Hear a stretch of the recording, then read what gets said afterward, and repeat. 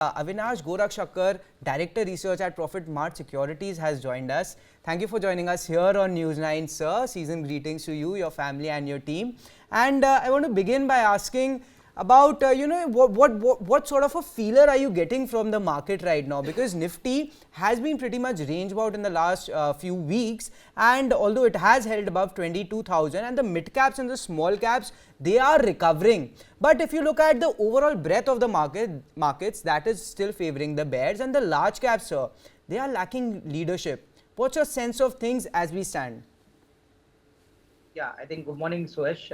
My sense is, see, I think the markets are likely to bottom out in the month of March. And I think March has always been a month where we have seen a lot of volatility, largely because, people file their return. There's a lot of tax harvesting which is done.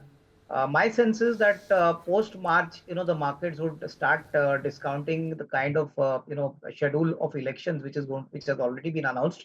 And more importantly, you're right in saying that the large cap are still lagging, the smaller and the mid caps and the broader markets. This is because, I think clearly the expectations of retail investors are slightly more aggressive. If you look at the kind of returns small cap, mid caps have given in the last, say, 12, 15 months, I think clearly large cap have lagged behind because the alpha creation has happened only in the smaller and mid cap category. Of course, there are some good large cap companies, like Mahindra and Mahindra, HDFC Bank, typically a stock like Cummins, L&T. So these are all, companies where you could expect steady to moderate returns. And I think where the safety of capital is very important. My sense is that large caps also will start moving, hopefully once the elections are over. After the elections, our expectation is that you could see a rate cut cycle starting soon, not only in US but even in India. And I think that would be a key trigger point. So I think what we are getting to know now is that there has been some heavy selling in the month of March due to tax reasons. And I think clearly small cap and mid caps, which are into euphoria kind of zone, have now corrected significantly. So obviously, some bottom fishing is being done. But broadly, I think a combination of large cap and mid caps could still provide a decent alpha. And hopefully after June, I think the markets could now hopefully get further re-rated. So I think fundamentally markets are in a pretty good shape. Today we got the CAD numbers, which are also encouraging. So I think that clearly shows that the economy is on a strong wicket, and hopefully the second half of FY 24-25 is going to be definitely much better than the entire fiscal of FY 24. So I think earnings growth coupled with a lot of liquidity from the FIF is definitely going to keep the markets in action post the second half of this current year. Mr. Gorakshakar, now you spoke about economy is in a good shape. It definitely seems so, given the numbers that FIIs have put into equities in the month of March. It has been the highest buying binge since December 2023, 3.63 billion. And if we look at the comparison with other Asian economies, India is by far the leader, way ahead of South Korea, Japan and Indonesia, where the buying binges have happened when it comes to foreign institution investors. My question is twofold. One is, what triggers this buying spree just before elections and general elections in India?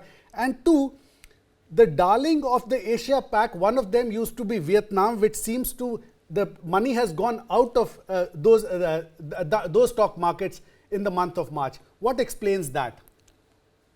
No, I think clearly, I think markets are looking at the fact that post-elections, the markets, hopefully the kind of performance the ruling government party maintains, the markets could see a sporadic increase. In fact, this was the same scenario we saw, when we saw the last election. And my guess is that, FIs are preempting that the current government would continue. They would come with a solid majority. And I think that's the reason a lot of preempt buying has been happening across large, sectors like automobiles, auto components, capital goods, cement, in fact, real estate also. Most of the domestic themes are in flavor. I think even as of now, export-oriented companies are slightly under a cloud. Although I believe that most of the negatives have been factored in sectors like, IT. But I think metals are continuing to be quite volatile. So the reason why FIs have been putting money in huge numbers is because they find that now India is one of the most promising emerging market. And I think once the new government comes in, the new budget is announced, I think a lot of focus and thrust will be put on economic policies. And I think that is what most of the FIs and the local funds are looking forward to.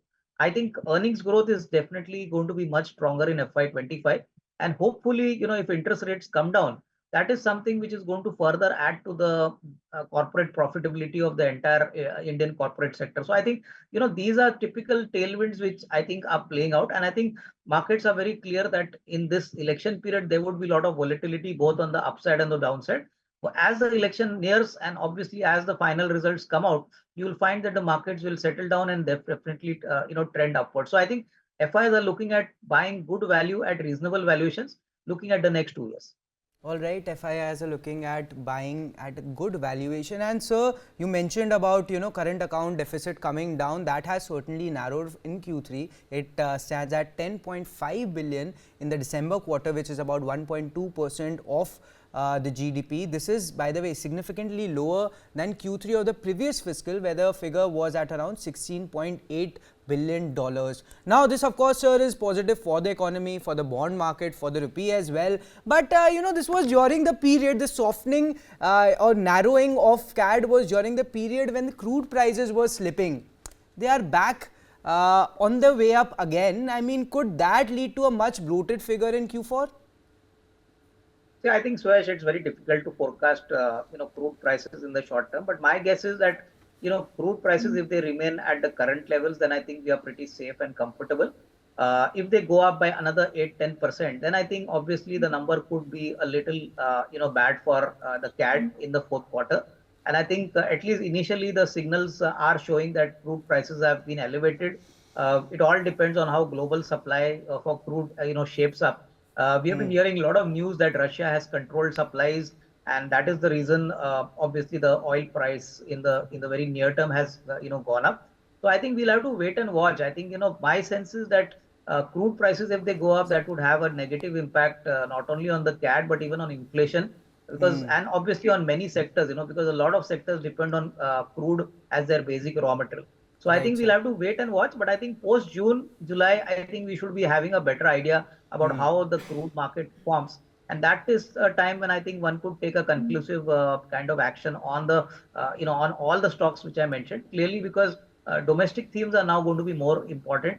Of course, the export-oriented themes, the import-sensitive themes would be under constant radar till the month of June, as crude plays out. All right, crude prices will be key for us to track, but we'll need some time for the dust to settle, let some clarity come in. But as Mr. Gorakshakar said, we are not in the uncomfortable zone yet. We are about 10% away from it. And Brent crude, by the way, currently is at $85 a barrel. It has slipped, by about a couple of dollars in the last couple of days. So that's good to see. That's also a sentimental booster for our markets in the near term. But Mr. Gorakshakar, always great insights from you. Thank you for joining us here on News 9.